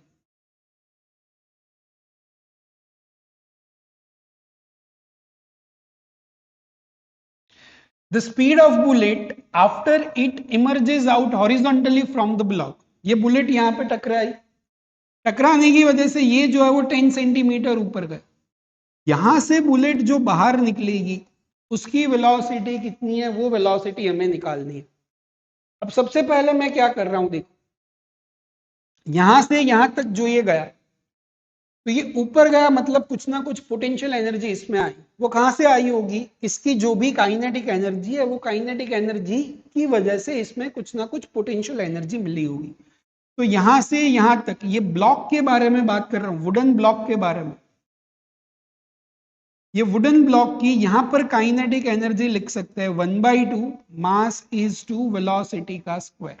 यहां पर गए तो potential energy is m g h, h is 0.1. 2 से 2 cancel, 10 into 0.11, v square is equal to 2, तो v हो गया √2 मीटर पर सेकेंड. तो इसकी वेलोसिटी, ये वुडन ब्लॉक जो यहां से बुलेट जो है वो ब्लॉक के साथ टकराने की वजह से ये ब्लॉक की वेलोसिटी हो गई √2 मीटर पर सेकेंड. ये √2 मीटर पर सेकेंड से मैक्सिमम 10 सेंटीमीटर हाइट पे जा सकती. अब मैं इन दोनों के बीच में मोमेंटम कंजर्वेशन यूज कर रहा हूं. इसका मोमेंटम, मास इज 10 ग्राम या फिर 10 power -2 kg, velocity is 400. 10 power -2 into velocity is 400. इसकी इनिशियल वेलोसिटी 0, तो मोमेंटम भी 0. टकराने के बाद इसकी वेलोसिटी हो गई √2, तो मोमेंटम हो जाएगा 2 इंटू √2 प्लस बुलेट यहां से बाहर निकल रही है. बुलेट का मास 10 पावर -2, वेलोसिटी हमें निकालनी है 10 पावर -2 इंटू वेलोसिटी जो है वो हमें निकालनी है. ये हो गया 400 into 10 power -2 which is 4. 2 into 10 power 2 into √2, √2 होता है 1.41, ये हो जाएगा 2.82 प्लस 10 पावर -2 इंटू वी. ये माइनस कर दो, 4 माइनस 2.82, ये होना चाहिए अप्रोक्सीमेटली 1.18 डिवाइड बाई 10 पावर -2 करने पर velocity approximately 118 metre per second मिलेगी. 118 मीटर पर सेकेंड मतलब 120 metre per second. Approximate answer लिख सकते हैं क्योंकि मैंने जी की वैल्यू 10 मान ली है. 9.8 लेकर करेंगे तो अप्रोक्सीमेट सही आंसर आ जाए. आगे बढ़ते. Two identical balls A and B having velocity 0.5 and 0.3. दो बॉल्स है A and B. A की velocity is 0.5 metre per second and B की velocity is 0.3 metre per second. They are colliding elastically in one dimension. यहां पे question में कहीं पे भी ए और बी की डायरेक्शन के बारे में कुछ नहीं दिया गया. इसका मतलब है ए और बी कोई से भी डायरेक्शन में हो सकता है, पर कोलिजन हो रही है ये पक्का है. तो कौन सी चीजें पॉसिबल हो सकती है, एक तो हो सकता है कि दोनों एक ही डायरेक्शन में जाए, इसकी वेलोसिटी ज्यादा है इसके कंपेयर में, तो कोलिजन होने के चांस है. दूसरी चीज ये हो सकती है कि दोनों ऑपोजिट डायरेक्शन में जा रहे हो और उनके बीच में कोलिजन हो जाए, पर क्वेश्चन में क्लियरली कुछ भी नहीं लिखा, तो मैंने इस तरीके से माना हुआ है कि दोनों एक ही डायरेक्शन में हो सकते. अब क्या है देखो, velocity of B and A after the collision, collision के बाद इन दोनों की वेलोसिटीज कितनी होगी. इन दोनों के बीच में कोलिजन जो है वो इलास्टिक कोलिजन है और ये दोनों बॉल्स जो है वो आइडेंटिकल. दोनों चीजें आपके लिए इंपॉर्टेंट है. कोलिजन जो है वो इलास्टिक होनी चाहिए और दोनों का मास सेम होना चाहिए या फिर दोनों आइडेंटिकल होने चाहिए. ऐसे केस में कोलिजन के बाद की वेलोसिटी जो होती है वो इंटरचेंज हो जाती है. इंटरचेंज का मतलब है कि बी की वेलोसिटी ए को मिलेगी, ए की वेलोसिटी बी को मिलेगी। बी की वेलोसिटी 0.3 तो वो ए को मिल जाएगी, और ए की वेलोसिटी जो है 0.5 वो किसे मिल जाएगी, बी को। तो जब भी कोलिजन इलास्टिक है और दोनों आइडेंटिकल है तब वेलोसिटी जो है वो एक्सचेंज होती है। तो ये वेलोसिटी 0.3 एंड 0.5, 0.3 एंड 0.5। तो करेक्ट आंसर होगा ऑप्शन डी। आगे बढ़ जाए चलो। A particle moves from a point this to this. यहां पे एक छोटा सा करेक्शन है। इनिशियल पोजीशन वेक्टर दिया है आपको 2i cap plus 5j cap, और फाइनल पोजीशन जो है वो है यहां पे दिया है 4i cap plus 3j cap, पर एक्चुअल क्वेश्चन में ये i कैप की जगह पे है 4j कैप। यहां पर आपको क्या करना है, 4j cap plus 3k cap. When a force of this Newton is applied, force is 4i cap plus 3j cap. तो हमें निकालना है work done bye 4। Initial position दिया है, फाइनल पोजीशन दिया है, तो इनका डिस्प्लेसमेंट हो जाएगा R2 minus R1। R2 minus R1 करने पर क्या मिलेगा, देखो 4j कैप और यहां पे है 5j cap. R2 minus R1 ये हो जाएगा minus j cap. I cap में क्या हो जाएगा, R2 माइनस R1 करोगे तो ये minus minus plus 2i cap, और ये R2 माइनस R1 तो ये k कैप में एज इट इज।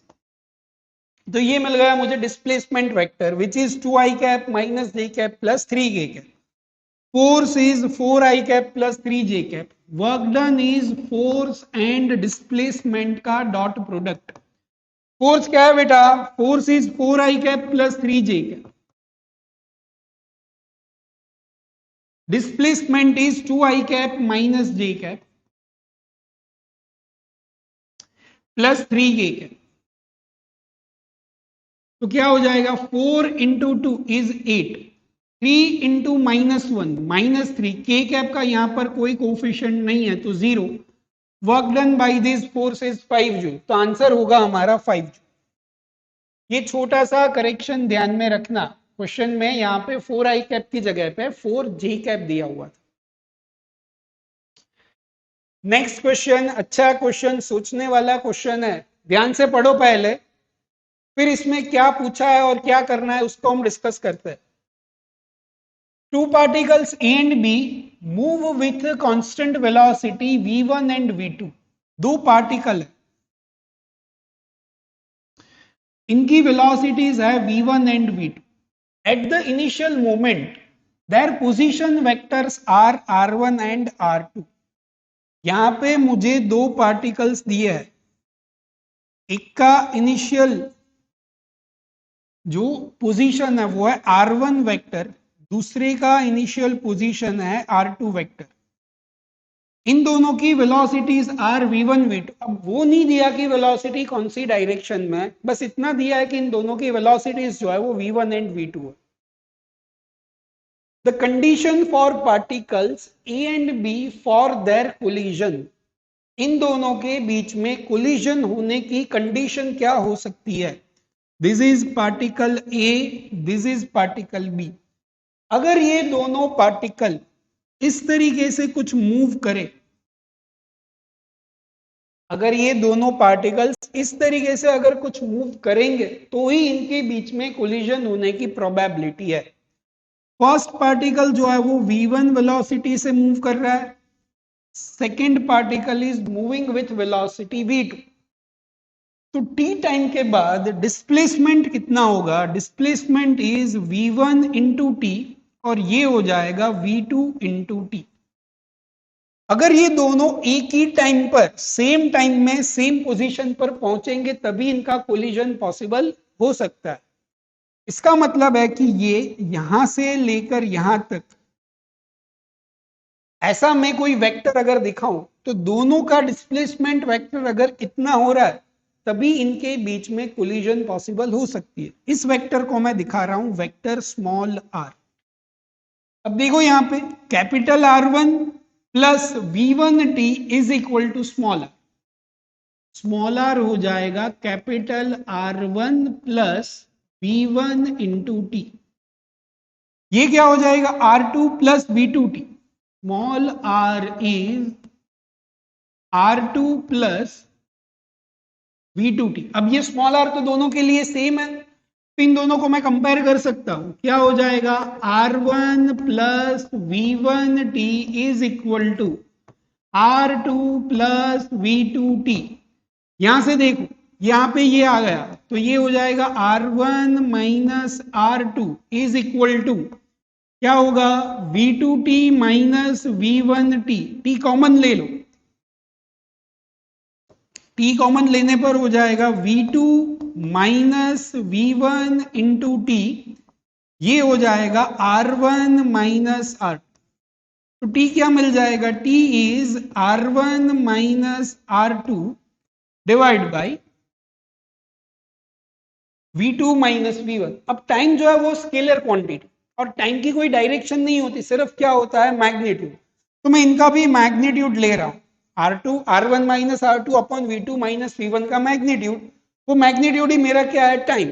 इस टाइम की वैल्यू मैं इसमें पुट कर रहा हूं, टाइम की वैल्यू इसमें पुट कर रहा हूं। तो क्या होगा देखो R1 minus R2 R1 minus R2 is equal to T into V2 minus V1।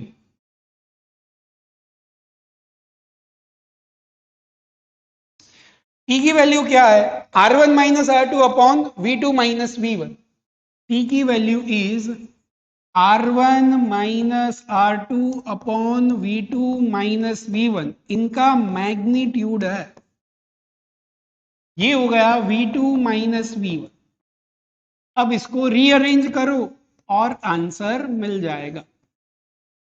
Rearrange करते हैं, यह R1 minus R2 upon R1 का मैग्नीट्यूड R2 का magnitude is equal to V2 minus V1 upon V2 vector minus V1 vector. इस तरीके का कुछ answer होना चाहिए, which is I think option C. Correct answer is option C. Next question. The heart of a man pumps 5 liters of blood. Volume of blood is 5 liters, which is 5 into 10 power minus 3 meter cube. Through the arteries per minute. Time हमें दिया है per minute, which is 60 seconds. A pressure of 150 millimeter of mercury. 150 millimeter of mercury. If the density of mercury, density rho of mercury is 13.6 into 10 power 3 kg per meter cube. G की value 10 है। Power of heart in what, heart का power कितना होगा ये हमें निकालना है। हमारा जो हार्ट है उसी के बारे में हम बात कर रहे हैं। 5 litre of blood through the arteries पर मिनट और प्रेशर दिया है। प्रेशर हम लिख सकते हैं 150 मिलीमीटर मर्क्यूरी की वजह से pressure is row GH। Density of mercury is 13.6 into 10 power 3। जी की वैल्यू कितनी है बेटा 10 and H height is 150 millimeter, which is 150 into 10 power minus 3. Minus 3 plus 3 cancel, 13.6 into 10 into 150। इतना प्रेशर क्रिएट हुआ होगा, इतना पास्कल। ये जो भी ब्लड फ्लो हो रहा है, ब्लड फ्लो की वजह से आर्टरीज में इतना प्रेशर क्रिएट हुआ होगा। हमें तो क्या निकालना है पावर, हार्ट का पावर कितना है। पावर को लिख सकते हैं work done divide by time. Time हमें पता है, time is 60 second, but heart ने कितना वर्क डन करा वो वर्क डन नहीं पता। हार्ट में से ब्लड सर्कुलेट हो रहा है, तो जब भी फ्लूइड या फिर कोई भी लिक्विड या फिर गैस फ्लो करते हैं तब वर्क डन को हम लिख सकते हैं pressure into volume divide by time. Pressure is this 13.6 into 10 into 150. Volume 5 liters, which is 5 into 10 power minus 3 divided by time, which is 60 seconds. इसको आपको कैलकुलेट करना पड़ेगा। ये करने पर आपका प्रेशर का आंसर मिल जाएगा। इसको थोड़ा कैलकुलेट कर लेना। मेरे ख्याल से आंसर जो है वो 1.7 के करीब शायद कुछ था, तो आंसर 1.7 आना चाहिए। Next question, a ball is thrown vertically downward from a height of a 20 meter with a initial velocity v naught. एक बॉल है, उसको मैंने 20 मीटर की हाइट से, from a height of a 20 meter, it is thrown with a velocity v naught. It collides with the ground and loses the 50% of its energy. ये यहां पर collide कर रहा है और अपनी 50% एनर्जी जो है वो लूज कर, यहां से मैंने इसको थ्रो करा, टकराने के बाद ये अपनी 50% एनर्जी जो है वो लूज कर रहा है and rebounds to the same height. यहां पे ये टकराया, एनर्जी लूज करी और फिर यहां से यहां उतनी ही हाइट पे वापस पहुंच गया। Initial velocity v not, initial velocity इसकी कितनी मैं रखूं जिसकी वजह से ये यहां पर टकराए, टकराने के बाद 50% एनर्जी लॉस हो रही है, फिर भी ये वापस यहां तक पहुंच जाए, ये हमें निकालना है। अब देखो, जब ये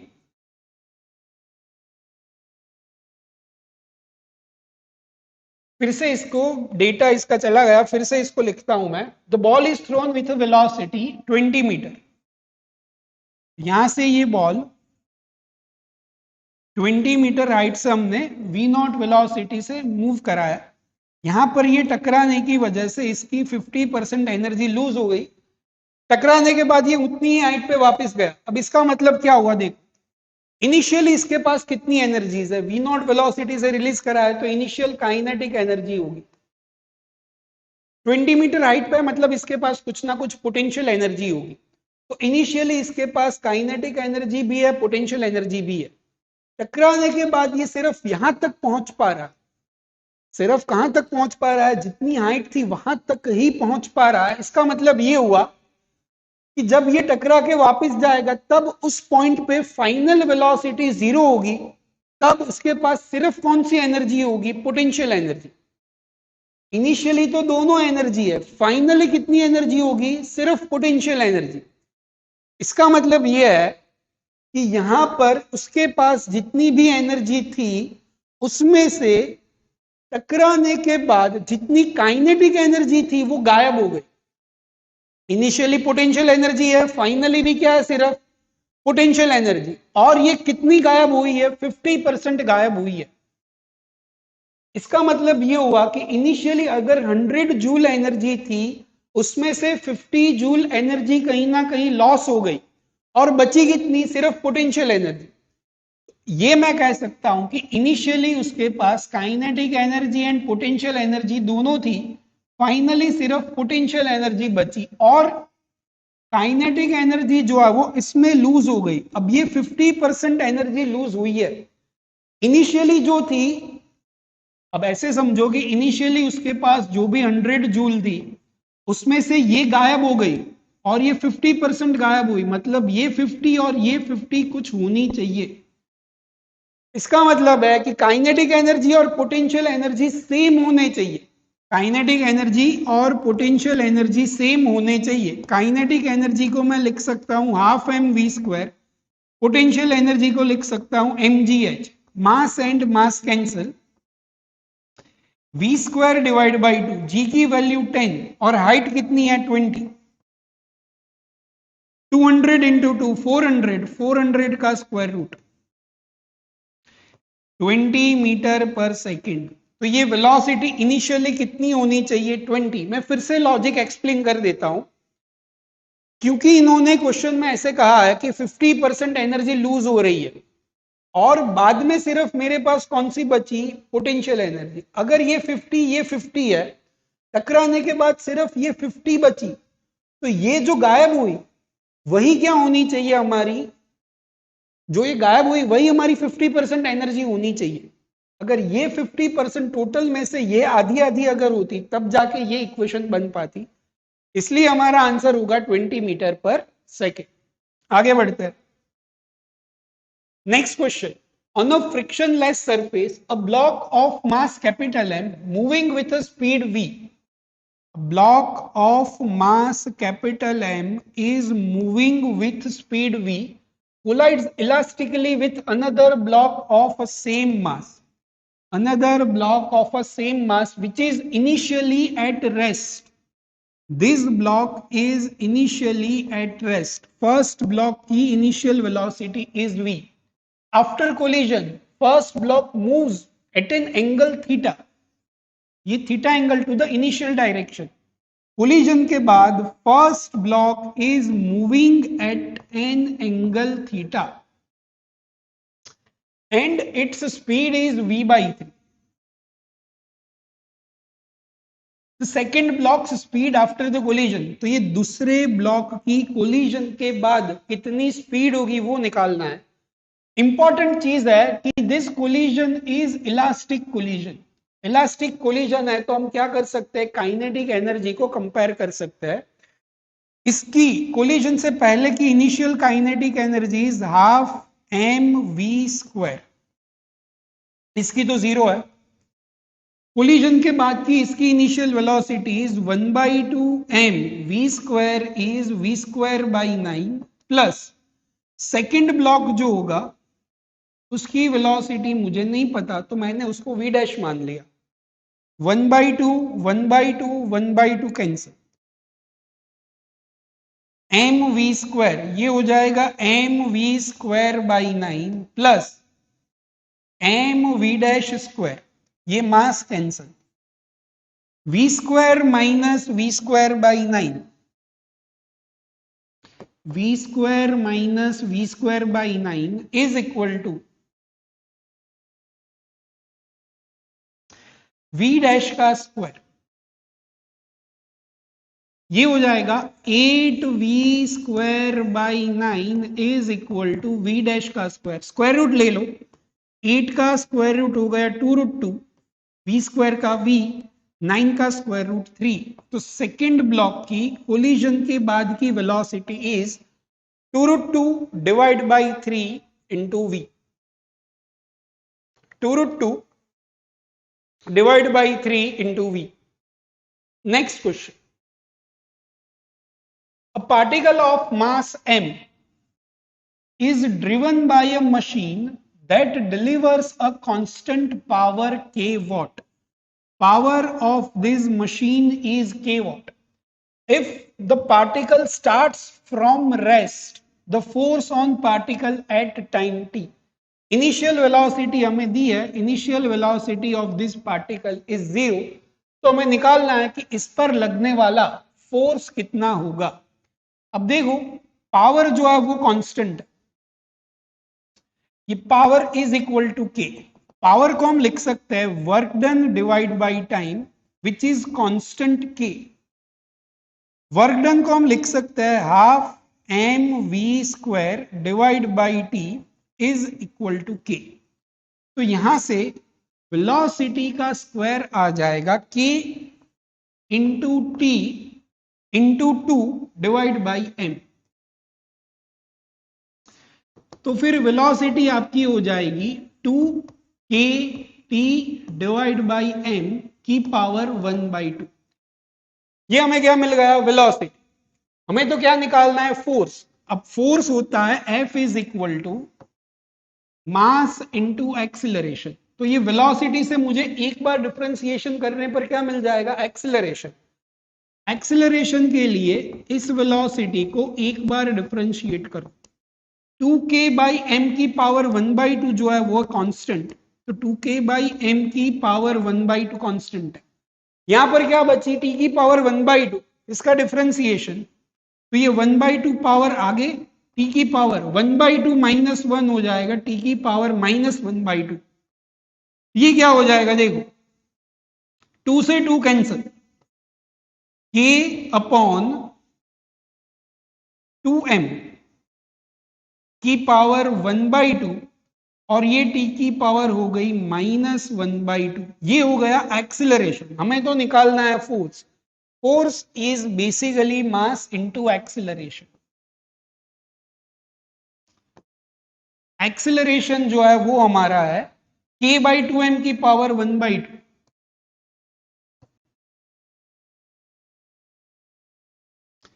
इंटू टी की पावर -1/2।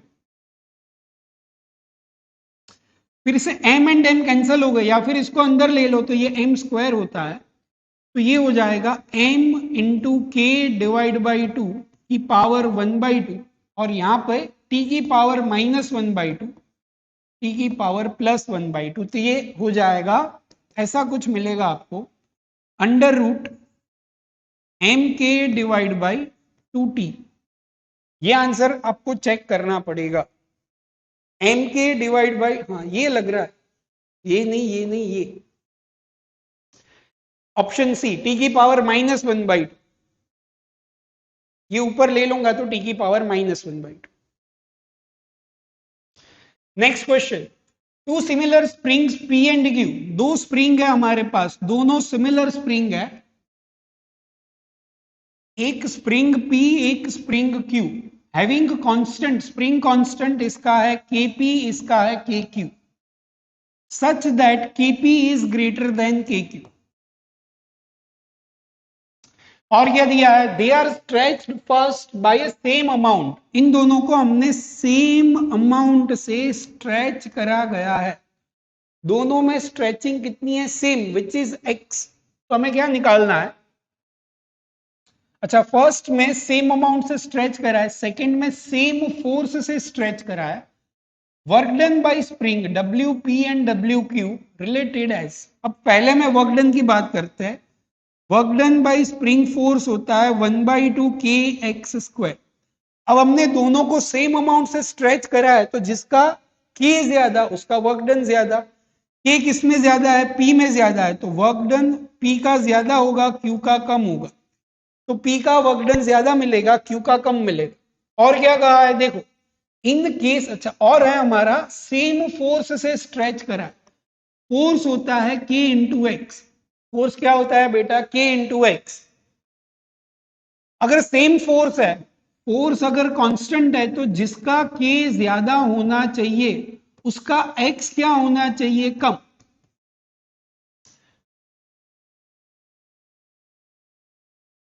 फोर्स सेम है तो k जिसका ज्यादा उसका x कम होना चाहिए। अब x जिसका ज्यादा है 1/2 k x का स्क्वायर है। अब यहां पर k तो k की पावर 1 है, पर x की पावर कितनी है, स्क्वायर है। x का अगर स्क्वायर है तो जिसका x ज्यादा उसका वर्क डन ज्यादा। x किसका ज्यादा है, q का, तो वर्क डन किसका ज्यादा मिलेगा, q का। तो फर्स्ट केस में WP is greater then WQ, second case में WQ is greater then WP। तो मुझे लग रहा है कि आंसर हाँ यही है। फर्स्ट केस में WP is greater then WQ and second case में WQ is greater then WP।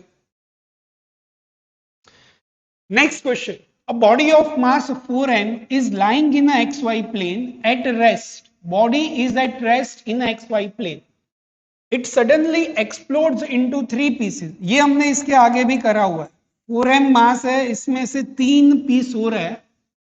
2 piece each of mass m are moving perpendicular to each other. ये दो है और इक्वल स्पीड। ये वही सेम टू सेम क्वेश्चन है बेटा, रिपीट क्वेश्चन कह सकते हैं, बस डेटा में चेंज है। ये m मास, ये भी m मास, तीसरे का मास होगा 2m, बस उसकी वेलोसिटी हमें नहीं पता, इसकी वेलोसिटी कितनी होगी। Total kinetic energy generated in this explosion वो हमें निकालना है। तो क्या होगा देखो, मोमेंटम कंजर्वेशन को यूज करेंगे। Initial momentum is 0 because this 4m is at rest. इसका इनिशियल मोमेंटम हो जाएगा mass into velocity i cap, mv i cap. ये हो जाएगा m v J cap, this is M v I cap, this is M v J cap, इसका हो जाएगा 2m v dash, ये वेलोसिटी हमें निकालनी है, ये हो जाएगा minus m v I cap minus m v J cap is equal to 2m into v dash, ये मास कैंसल, v डैश हो जाएगा v I cap minus we J cap, v dash की वैल्यू होती है √2 इंटू v, v dash की value होती है √2 इंटू वी, इसका मैग्नीट्यूड हमें तो निकालना है कितनी काइनेटिक एनर्जी जनरेट हुई, काइनेटिक एनर्जी इसकी लिखेंगे, इसकी लिखेंगे, इसकी लिखेंगे, तीनों की लिखेंगे, इसकी हो जाएगी हाफ एम वी स्क्वायर, इसकी कितनी हो जाएगी, फिर से वही 1/2 M V square, third particle का mass is 2m, velocity is √2 v का स्क्वायर, इसको अगर मैं लिखेंगे half M V square plus half M V square is M V square plus 2 से 2 कैंसिल √2 का स्क्वायर 2m वी स्क्वायर, तो answer होना चाहिए kinetic energy generated due to explosion, यहां पर क्या होना चाहिए बेटा, m m m 2m, तो ये आएगा आंसर हमारा 3m v square, total kinetic energy generated due to explosion 3m v square आ रहा है, एक बार इसको चेक करते हैं, it is at rest suddenly explodes to moving perpendicular with this speed, तो ये हमने सही करा है, इसमें से आंसर मैच कैसे होगा, the total kinetic energy generated due to this explosion, अब देखो यहां पर ये इनिशियल मोमेंटम 0, ये एम वी आई कैप एम वी जे कैप 2 एम वी डैश, तो यहां से ये एम एम एम कट गया, अच्छा यहां पर ये 2 बच गए, इसको हमने इग्नोर कर दिया, ये 2 यहां पर एज इट इज, तो ये क्या हो गया √2v divide by 2 which is v by √2, ये क्या हो जाएगा v बाई √2, अब यहां पर ध्यान रखना ये वेलोसिटी आएगी आपकी v by √2,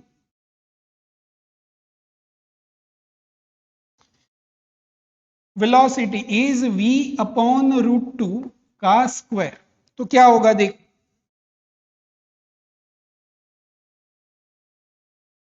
mv square by 2, mv square by 2 is mv square plus 2 से 2 कैंसल mv स्क्वायर √2 का स्क्वायर होगा 2, ये हो जाएगा 2mv square plus mv square 3mv square divide by 2, तो आंसर मिलेगा 3mv स्क्वायर बाई 2, तो correct answer is 3mv square by 2।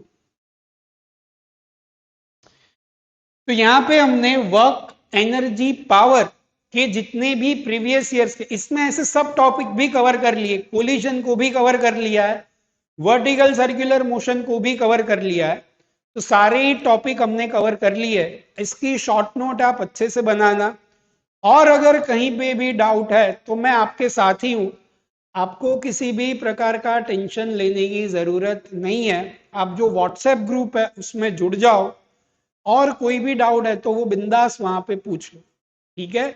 अब हम नेक्स्ट वीडियो में अगला चैप्टर कवर करेंगे, तब तक के लिए ऑल द बेस्ट।